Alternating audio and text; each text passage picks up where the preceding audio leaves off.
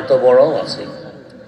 হাকিমুল ইসলাম আল্লামা কারি তৈয়ব সাহেব রহমতুল্লাহ দেখে এসেছেন, প্রায় 9 হাত লম্বা পৃষ্ঠা, 6 হাত চৌড়া পৃষ্ঠে, 4 আঙ্গুলের মতো মোটা মোটা এক এক লেখা। টেবিলের উপরে রাখা, এক টেবিলে 15 পারা, আরেক টেবিলে 15 পারা, 7 পর্যন্ত। কত বড় বড় অক্ষরের লেখা।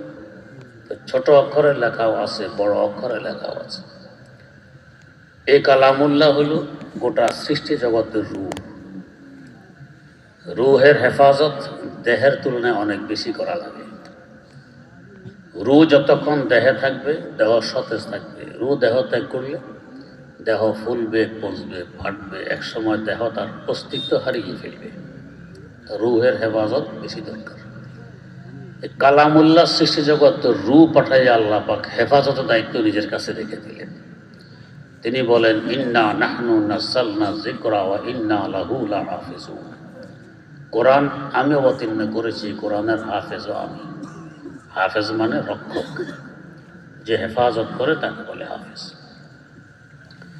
হেফাজত করতে তার সুপার পাওয়ারের প্রয়োজন পড়ে না, অ্যাটম বোমের দরকার হয় না।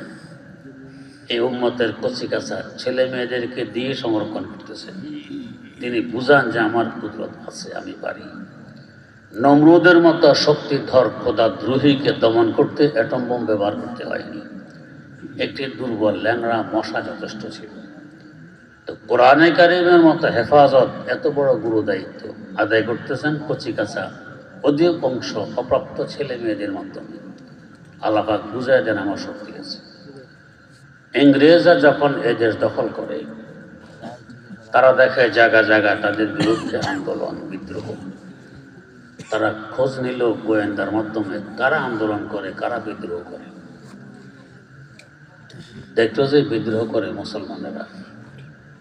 আশ্চর্য ব্যাপার, এরা সংখ্যালঘু, সংখ্যায় কম। হিন্দুরা সংখ্যা গুরু, সংখ্যায় ডবল থেকেও বেশি। ওরা আন্দোলন করে না, এরা করে। মাঝে মধ্যে মুসলমানের আন্দোলনের সাথে নিজে হিন্দুও যোগ দেয়, মূল হইল মুসলমান। ইংরেজরা আশ্চর্য যে এত শক্তি এরা কোথায় পায়, সাহস কোথায় পায়। গবেষণা করতে করতে বের করলো তাদের মূল চালিকা শক্তি কোরআনে কারীম। তখন তারা সিদ্ধান্ত নিল এই দেশে স্থায়ীভাবে থাকতে হলে কোরআন রাখা যাবে না।